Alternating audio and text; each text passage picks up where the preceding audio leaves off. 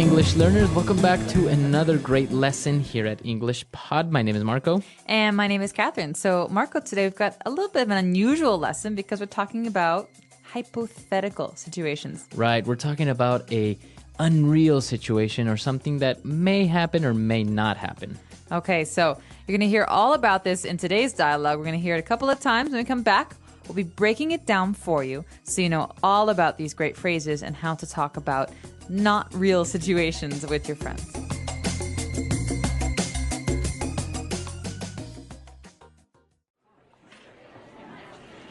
Okay, next question. If Eric asked you out on a date, what would you say? Duh, I would say yes. Eric is the most popular kid in school. Okay, my turn.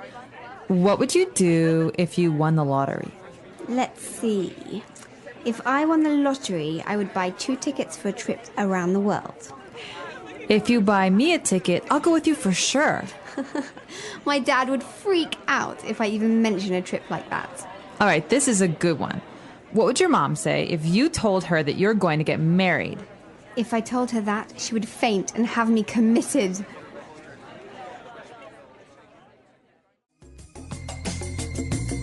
All right, so I think that was clear and, well, a very common situation. 2 teenage girls talking to each other about, boys and what would you do and da-da-da. Guys do this too, so don't just put this on the girls, okay? I don't think we do it like this, though. No, but it's actually a very popular game in the car to play, the what if game. The what if game, Yeah. Exactly. And that's exactly the topic that we want to talk about today is the structure what if, which is actually called a conditional. All right, so conditional because the result, the thing that happens, depends on something else. Exactly. So let's actually take a look at the words in today's language takeaway before we talk about all this grammar stuff. Language takeaway. Okay, so we'll start out with some basic words. Well, they were talking about guys, and she said if Eric asked you out. Right? So to ask somebody out. Okay, so this might be a little bit strange because you think, okay, to ask is to ask a question. But to ask out, it's a fixed phrase. It's something you say. These 2 words go together, right? So I want to ask someone out. It means I want to invite someone on a date. On a romantic date, usually. So yeah, I want to ask him out to dinner, or he asked me out to the movies. Now, if I didn't want to ask somebody out on a romantic date, what verb would you use? I'd say you could invite someone out, but then again, it's always a little bit, you can say invite for someone if you're going to ask them on a date too. So Yeah. I'd say to ask out is always romantic, and to invite can be romantic or just friends. Okay, so to ask somebody out. Now, they were talking about other situations. Maybe they would go on a trip or something. And she said, my dad would freak out. This is a great phrase. And this is something that I used a lot when I was a teenager. The word freak out? Freak out. So the verb to freak out means to be really angry or upset, or, it could be a good thing or a bad thing. But usually when we're talking about our parents, it's a bad thing. It's a bad thing. So they get angry. They start yelling at you. Yeah, so freak out means like overreact. All right. And the last word that we have on language takeaway today is committed. Well, let's look at the whole phrase. He says, she would have me committed. So this is actually being done to someone. Now, we did look at this word before, but basically for marriage, right? To commit to somebody, to promise. Yeah, but to have someone committed means that you're going to send them away to maybe a mental institution. Exactly. So this means they have psychological problems and someone else sends them to the hospital because they can't send themselves. Exactly. So it's always used to have someone committed, right? Right, because it's being done to them. They don't want it to happen. It's involuntary. Okay. So she had him committed. My mom's going to have me committed if I keep working 20 hours a day. Exactly. So that's the way you use it. And so now you have another way of using this verb. But now I think we should listen to this dialogue again. We're going to slow it down a little bit, and then we'll come back and look at this grammar focus that we want to talk about.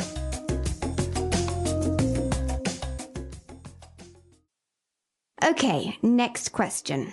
If Eric asked you out on a date, what would you say? Duh, I would say yes. Eric is the most popular kid in school.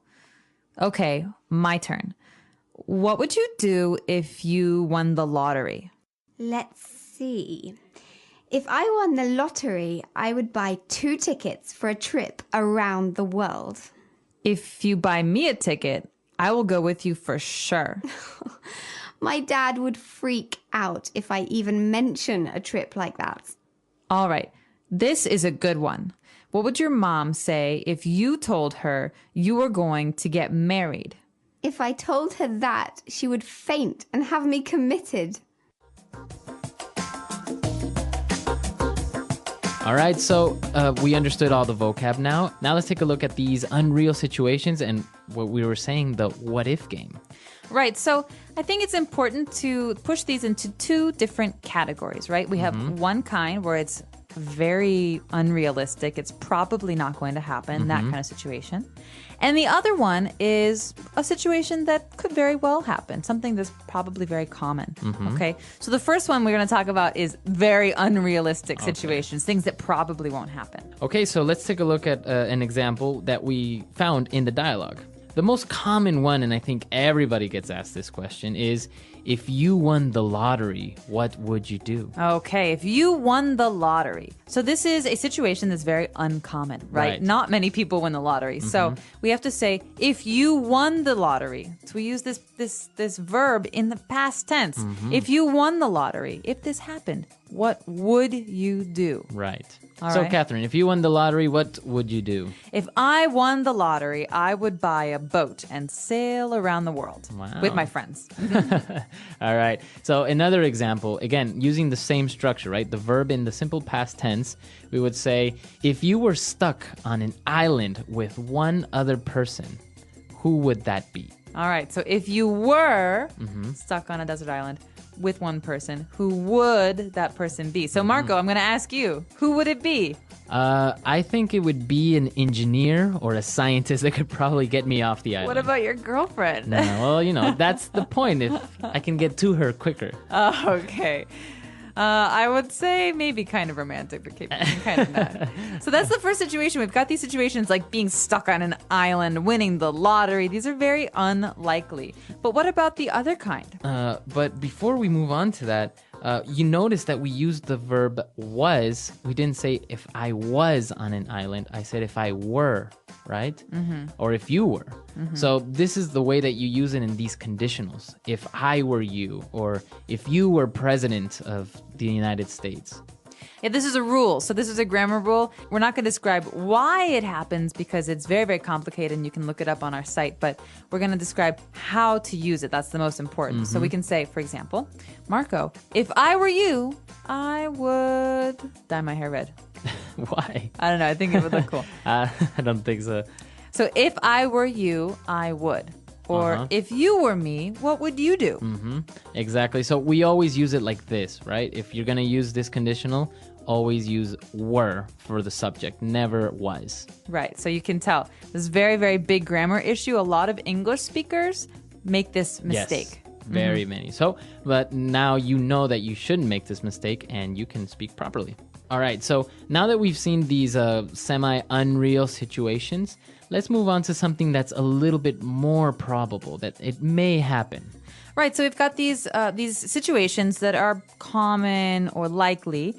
For example, in this lesson, we hear, I will go with you for sure. So this is, if you buy me a ticket to travel, of course I will go with you. So if you buy, this is in the present tense. If you buy, then I will. Right. Right. So now you notice the difference. The verb is in the present, and then we use, instead of would, we use will. So again, I can say, if it rains tomorrow, I will stay home and watch TV all day. Okay, so think about this. Before we talked about going to desert islands. Now we're talking about rain and the weather. They're very, very different. The rain is very common. So we can say, if it rains tomorrow, I will need an umbrella. What about this? If we have lunch tomorrow, what will we eat? So we have lunch pretty much every day, right? Yeah, pretty much. So again, it's a situation that is very probable. So if we have lunch tomorrow, we will probably eat I don't know, pasta, I think. I'm Yeah. feeling like pasta tomorrow. Pasta, Yeah. some noodles. Yeah. All right, so Marco, let's take another listen to some of these phrases and try and figure out, while you're listening, which kind of conditional it is, first or the second. Example 1. If it's sunny today, we will go to the park. Example 2. I would get a divorce if I were you. Example 3. Mary will be very sad if Joe leaves. Example 4. We wouldn't be so late if Nick drove faster. Very good. So we heard different examples, and the first conditional is the one that we mentioned is very probable, and the second conditional is the one that's not so probable. So they're very easy to distinguish. You don't really need to know the names, just know how to use them, right? Exactly. And so just remember, if you were me, what would you do? We've got these kind of pairs, these words that go together. And the other one is more common. It's if it rains tomorrow, I will bring an umbrella. Perfect. So why don't we listen to this dialogue for the last time, just to kind of reinforce everything, and then we'll come back and talk a little bit more.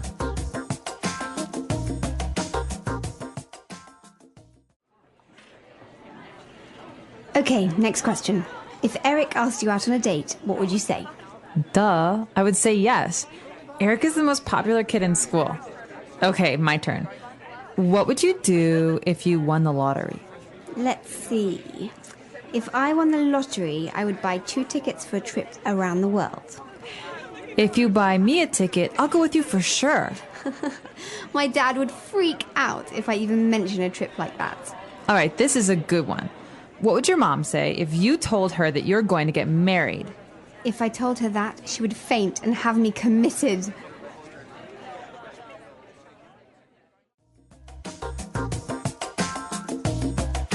So, Marco, if we talk any more about grammar, someone's going to have me committed. It is a little bit difficult to talk about grammar, especially on a podcast, because it's such a difficult topic and it's also kind of heavy, right?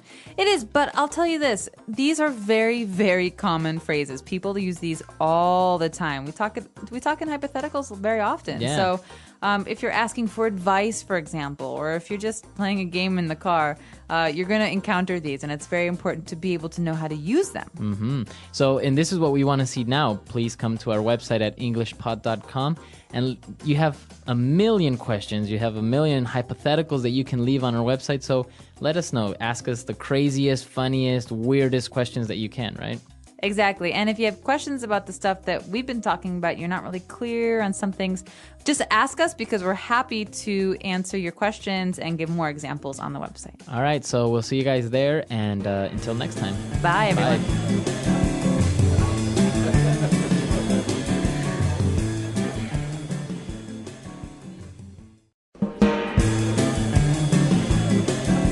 Hello, English learners. Welcome back to English Pod. My name is Marco. And my name is Catherine, and today we've got a very, very useful lesson for all of you out there. That's right. We're bringing you part 2 of the What If series, which is a small series.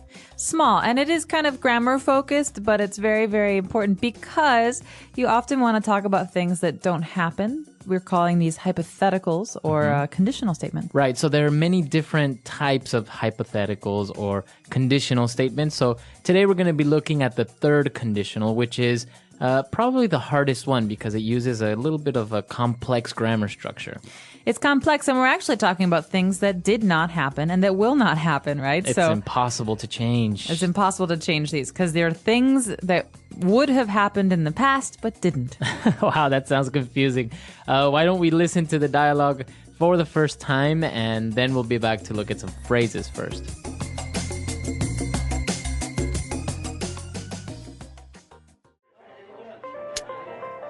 This is the good life. We have it good, don't you think? Yeah, of course. Although, don't you ever wonder what could have been? What do you mean? Well, sometimes I think of how things could have turned out if I had done things a little differently. For example? Like, for example, if I hadn't studied architecture, I would have become an artist like I wanted to. I see.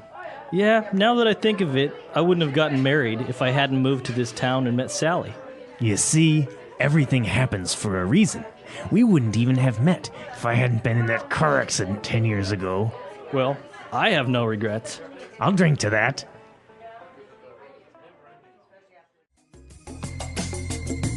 All right, so two guys, talking about life. I imagine these guys as being, middle age or a little bit older, sitting on a porch, drinking a beer, talking about what could have been. Yeah, exactly. They're kind of thinking about the past and the decisions they have made. Yeah, exactly.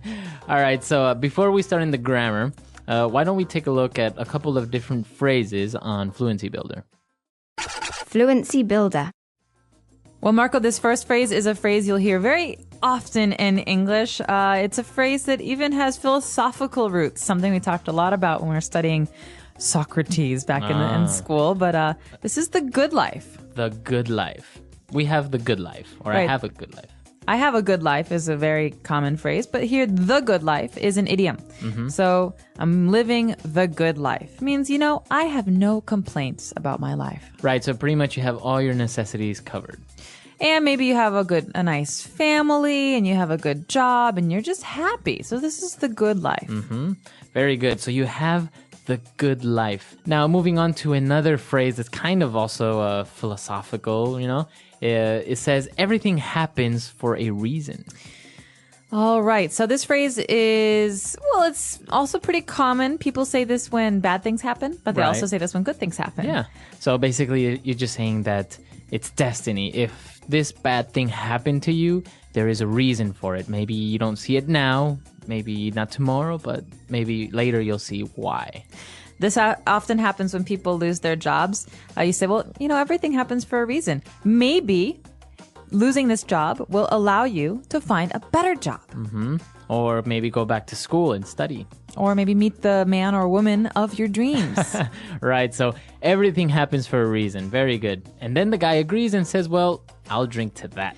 Okay, so this is a way for people speaking English to say, listen, I agree with you. I like that idea. And I will cheers. Cheers, right. Right? So this means we're going to touch our glasses or touch our beer bottles and we're going to, think about how this is it's a nice thought, Everything happens for a reason is positive. It's a way to say, listen, good things can happen from this. Right. So he's saying, yes, I agree.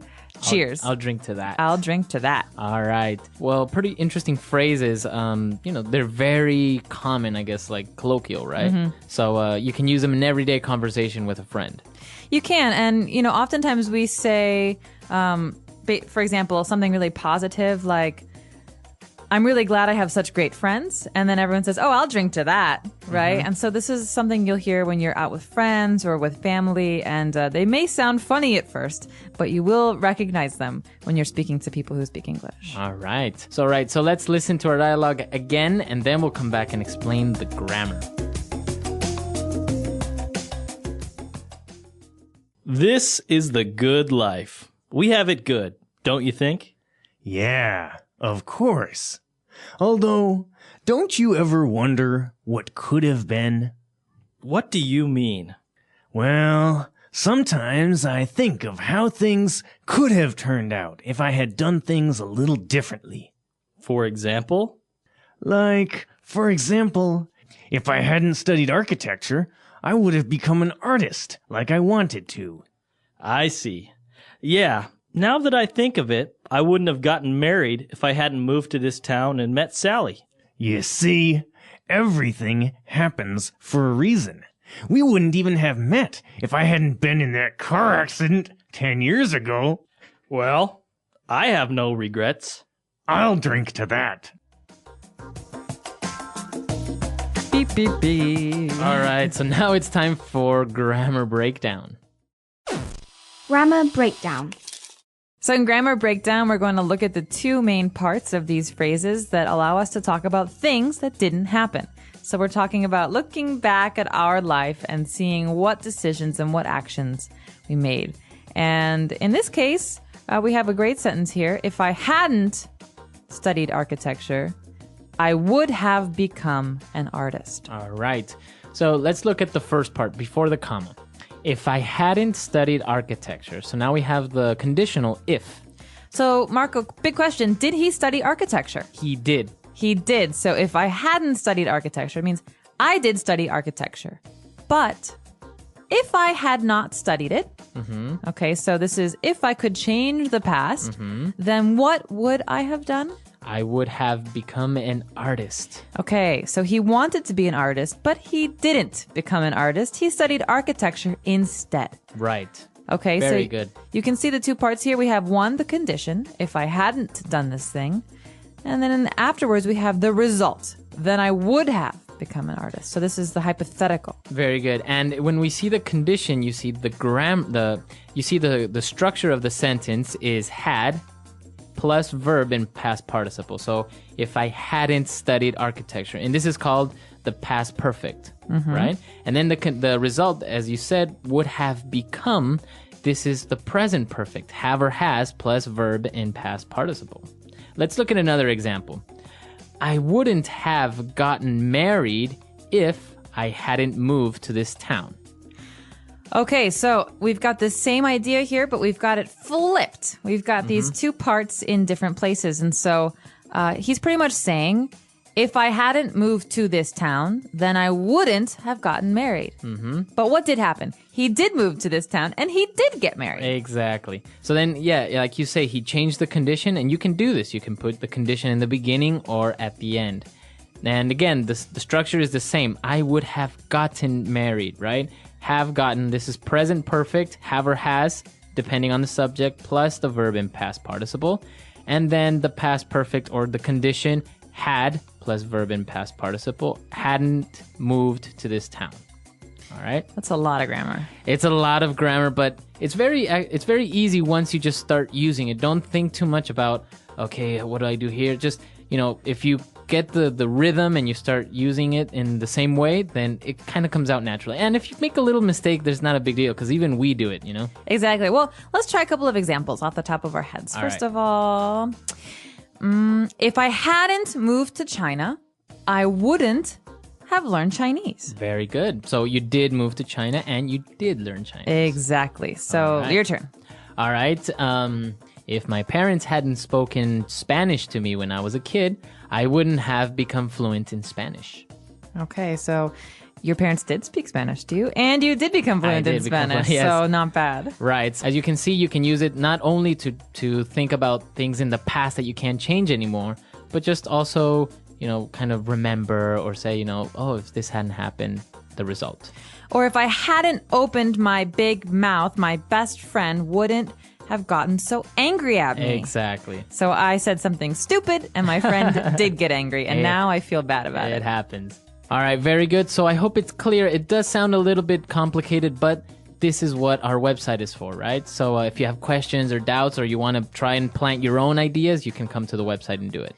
Want to make some of your own sentences and practice some of these new things, then come to our website, post some comments, and we are happy to correct and add our own commentary on those. Exactly. So before we go, let's listen to this dialogue one last time.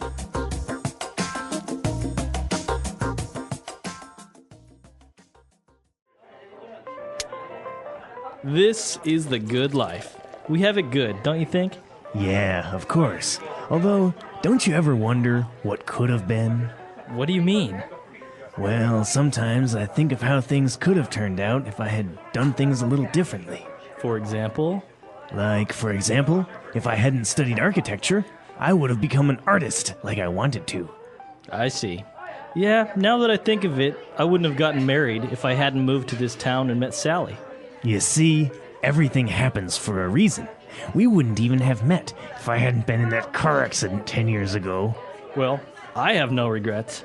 I'll drink to that.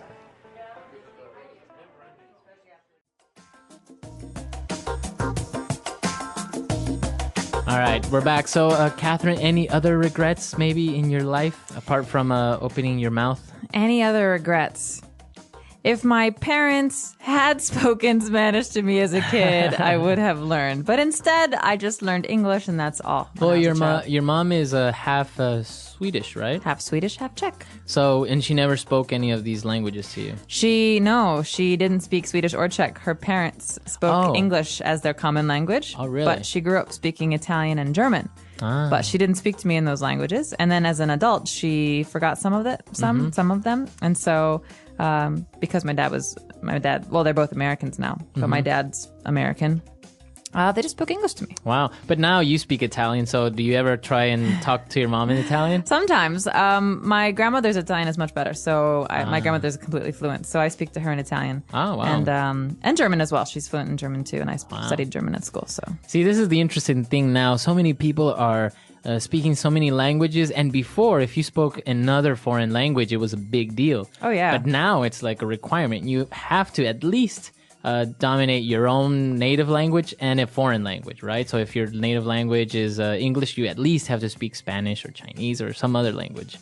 definitely true. And I think there are a lot of people, a lot of our users that speak maybe 2 or 3 languages, and English is just one more. So, more power to them. This is a really great skill to have, and I think it's really important to keep on going with it, even though it's frustrating sometimes. Right. And actually, once you've once you mastered 2 or 3 different languages, then the 4th and 5th just becomes easier. Actually, it's true. It sounds funny when you hear it because you're like, how could it be easier to learn more? But your brain starts to understand patterns better. Yeah. Right? And so it just becomes more natural for you. Picks up patterns from the 2 or 3 other different languages that you dominate. So it's strange how the brain works. Connections. Yeah.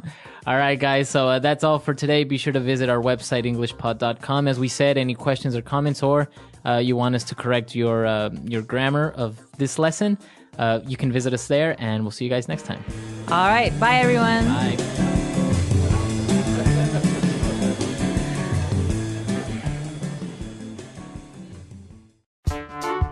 The English Pod Audio Review. Listen to the meaning, then say the vocabulary word. To think about. Wonder. A person who designs buildings. Architect. To end up like. Turn out. To ruin or destroy something, like a car. Wreck. Used to express a realization. Now that I think of it. A feeling of guilt. Remorse. To feel sad or sorry about something. Regret. To think deeply about something. Ponder. A happy and relaxed life. Good life. To think fondly about the past. Reminisce. An alternative scenario. Could have been. The art and science of designing buildings. Architecture. A sudden event that is not planned. Accident.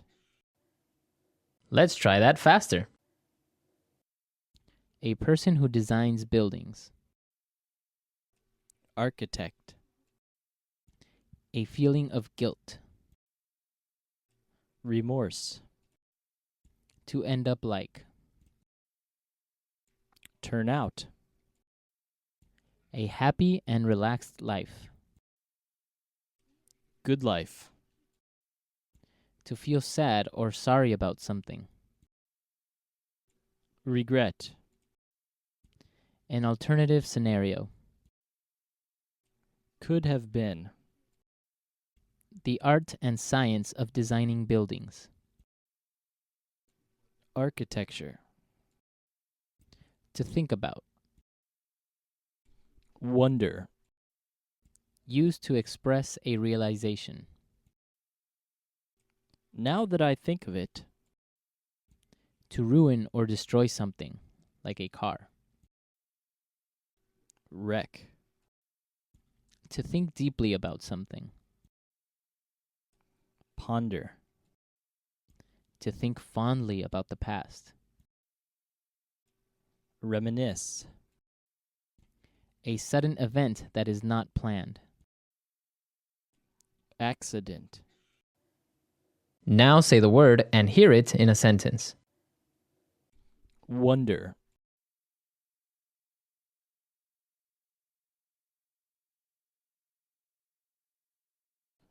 I wonder what Mike is doing in his room. I think he's building a time machine or something. Wonder.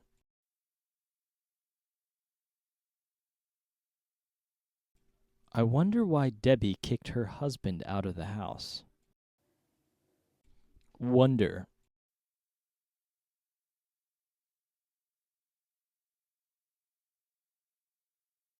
We often wonder and ask ourselves why we continue to spend money on useless things. Turn out.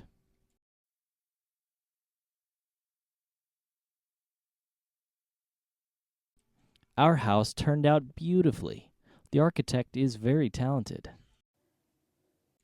Turn out.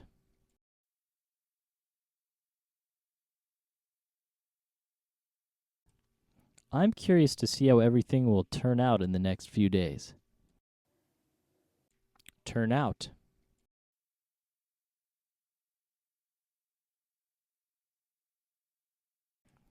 It turns out Bob was right. I really do have a drinking problem. Now that I think of it.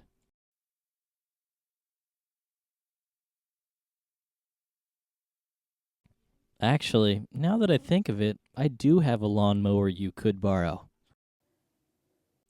Now that I think of it.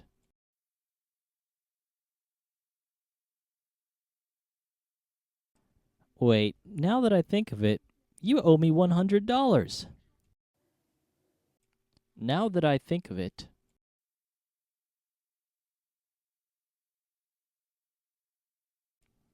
Now that I think of it, I should have behaved better at the party. Regret.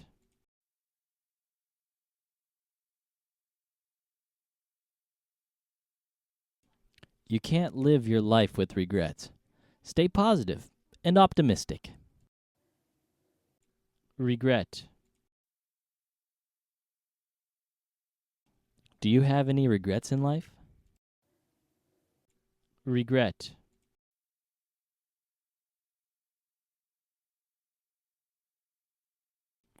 I regret to inform you that your dog will never walk again.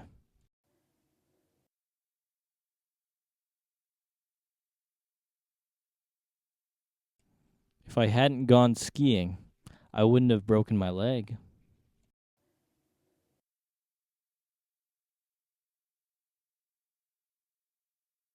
If Ellie had studied harder, she would have passed the exam.